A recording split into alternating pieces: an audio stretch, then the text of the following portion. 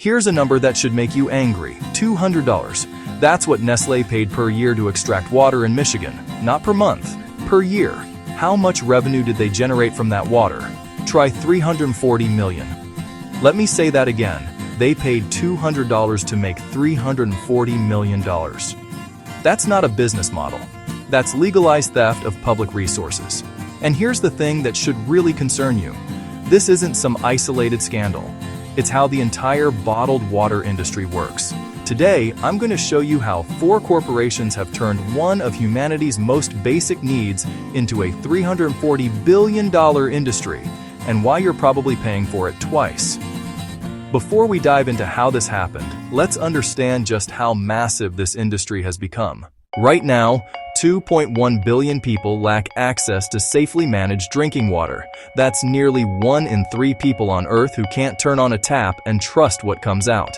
So surely the bottled water industry exists to solve this problem, right? To bring water to people who need it? Not exactly. The global bottled water market generates over $340 billion annually and is projected to hit $675 billion by 2033. But here's what's wild. Instead of solving water access problems, the industry actually deepens inequality.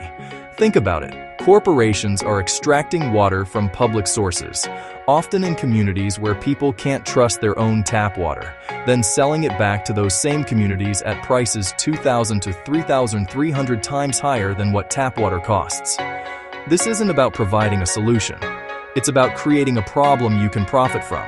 And just 4 companies control this entire system: Nestlé, now Blue Triton, Coca-Cola, PepsiCo, and Danone. These 4 giants control over 70% of global bottled water sales. When 4 corporations control that much of any essential resource, you don't have a free market. You have an oligopoly. Now here's where it gets personal. Because this system doesn't affect everyone equally, let's talk about who's actually buying bottled water and how much they're paying. Black households in America spend an average of $19 per month on bottled water. Hispanic households spend $18. White households, only $9. But it's not just about race, it's about income.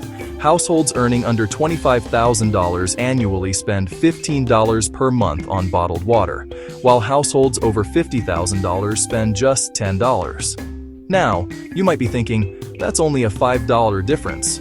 What's the big deal? But when you're making $25,000 a year, that extra $5 per month represents a much bigger chunk of your income. And remember, these are the same people who are already paying taxes to support public water systems, so they're being charged twice. Once through taxes for water infrastructure they can't trust or access, and again at premium prices for bottled water. And globally, it's even worse. The poorest 20% of households in developing regions spend up to 10% of their income on water. In Madagascar, low-income families can spend up to 45% of their daily earnings just to get clean water. Communities of color in the US are 35% more likely to lack piped water than white communities. So the pattern is clear. The people with the least resources are paying the highest prices for a basic human need. This is the opposite of what a fair market should do. A fair market would make essential goods more accessible and affordable. This system does the exact opposite. But surely bottled water is safer than tap water, right? That's what all the marketing suggests. Pristine mountain springs, pure glacial sources, premium quality. Let me show you what the regulations actually say. Tap water in the United States is tested for bacteria over 100 times per month in large cities. Bottled water, once per week. Tap water gets tested for organic chemicals quarterly. Bottled water, once per year. For radiological contaminants, tap water is tested quarterly. Bottled water, once every 4 years. And here's the kicker. 60 to 70% of bottled water is completely exempt from FDA standards because it's sold within the same state where it's bottled. So the majority of bottled water you buy has essentially no federal oversight. Meanwhile, tap water systems are required by law to publish annual consumer confidence reports detailing exactly where the water comes from and what contaminants, if any, were detected. Bottled water? No disclosure requirements whatsoever. but it gets worse. In January 2024, groundbreaking research revealed that bottled water contains an average of 240,000 plastic particles per liter. That's 250,000 plastic particles in every liter. 90% of these are nanoplastics, small enough to cross cell membranes and enter your bloodstream. These particles carry chemicals linked to cancer, reproductive harm, and metabolic disorders. And the long-term health effects, they're largely unstudied, so you're paying 2,000 times more for water that's tested far less frequently, regulated more loosely, and comes with a side of plastic contamination that we're only beginning to understand. That premium quality you're paying for? It's mostly marketing. Now let's talk about how corporations get this water in the first place, because this is where the system becomes truly absurd. Remember that Michigan example from the beginning? Nestlé paying $200 per year? That wasn't a one-time deal. In California's San Bernardino National Forest, Nestlé extracted 25 times its permitted amount during a historic drought, while paying only $524 annually for roughly 30 million gallons. These fees represent less than 0.001% of their revenue. It's essentially free access to a public resource that gets turned into private profit. And the environmental costs are staggering. Every liter of bottled water requires 3.3 to 4.1 liters of water to produce when you account for processing and washing. Production demands up to 2,000 times more energy than delivering tap water, and the industry causes 400 times more loss of species diversity than tap water systems. But here's where it becomes not just an environmental issue, but a justice issue. Indigenous communities face the most egregious violations. At Six Nations of Grand River in Ontario, approximately 11,000 residents, 85% of the community, lack clean tap water in their homes. Yet Blue Triton extracts up to 3.6 million liters daily from their traditional lands, without consent, without compensation. Nearly half of American Indian households on reservations lack access to safe water or adequate sanitation, while corporations extract resources from their territories to sell to people in cities. This is environmental racism. This is colonial extraction operating through market mechanisms. The pattern is consistent.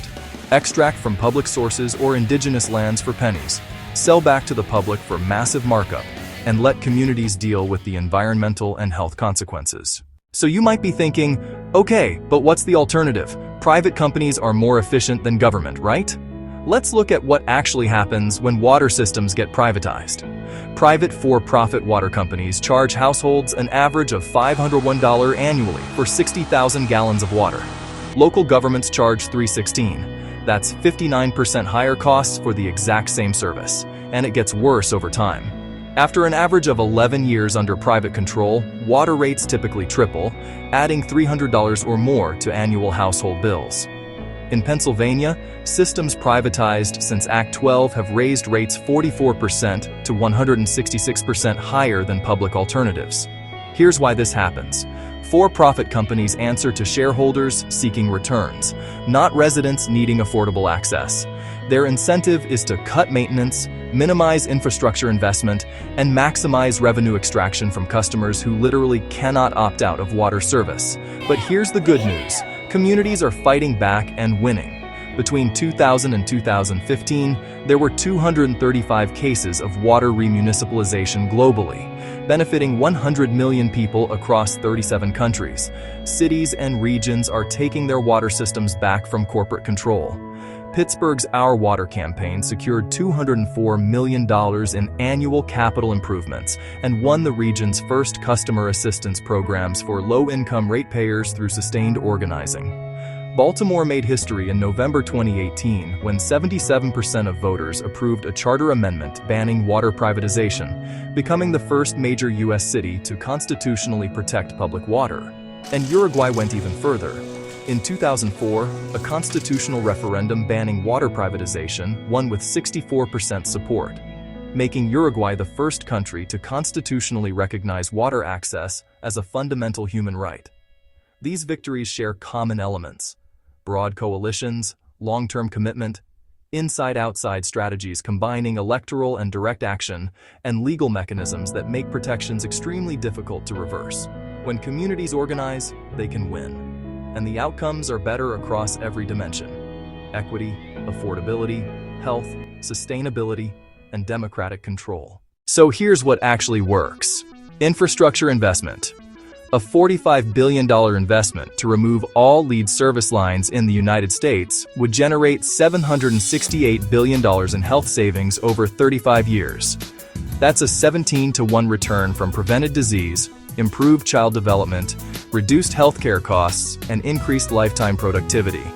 More broadly, ensuring universal access to water and sanitation returns $21 for every dollar invested. It prevents 6 billion cases of diarrhea annually and increases school and work attendance by 3 billion days per year. The U.S. needs $1.26 trillion over 20 years for drinking water, wastewater, and stormwater infrastructure, about $63 billion annually. Americans currently spend $16 billion annually on bottled water alone. Think about that. The resources flowing to corporate profits from bottled water could make meaningful progress on public infrastructure. And when there's political will, things happen. The Infrastructure Investment and Jobs Act of 2021 provided over $50 billion for water infrastructure, including $15 billion specifically for lead service line replacement. Public investment with democratic accountability delivers superior outcomes to privatized markets across every dimension: equity, affordability, health, environmental sustainability, and community control. So what can you actually do about this? First, immediate actions you can take today. Switch to tap water with a filter. Even a basic carbon filter removes most contaminants and taste issues. You'll save $120 to $240 annually compared to buying bottled water. Invest in a reusable bottle. It pays for itself in a month. Request tap water at restaurants instead of bottled. But individual action alone won't fix systemic problems. Here's how to create real change. Check your local water utility's Consumer Confidence Report. It's required by law. You might be surprised how safe your tap water actually is. Join or support local campaigns protecting public water systems from privatization. Look for groups affiliated with Food and Water. Watch or local environmental justice organizations. Attend city council or water board meetings when privatization proposals emerge. Public pressure works. Baltimore's 77% vote didn't happen by accident. Support infrastructure investment through bond measures and legislation. Contact elected officials demanding funding for lead pipe replacement and expanding access to underserved communities. Challenge the narrative when corporations market bottled water as safer than tap water. Share the economics with friends and family. Most people don't know that bottled water costs 2,000 times more than tap water, or that 60–70% is exempt from FDA standards. Here's the bottom line. Bottled water represents market failure, not market success. We have a choice ahead of us. Continue allowing corporations to extract public resources for pennies, sell them back at massive markups, and profit from failing infrastructure? Or invest in public systems that actually deliver universal access to safe, affordable water? Between 2000 and 2015, communities around the world took back their water 235 times, benefiting 100 million people. Pittsburgh, Baltimore, Uruguay, they prove collective action can overcome corporate power. Universal access to safe, affordable water requires collective investment in public infrastructure, not bottled water sold at premium prices to those who can afford it while leaving vulnerable communities behind. The solution isn't in a plastic bottle. It's in pipes, treatment plants, and democratic control over essential resources. If you found this video valuable, consider subscribing. We investigate how markets fail people and what we can do about it. Drop a comment about your local water situation, and share this with someone who still thinks bottled water is worth the premium. Thanks for watching.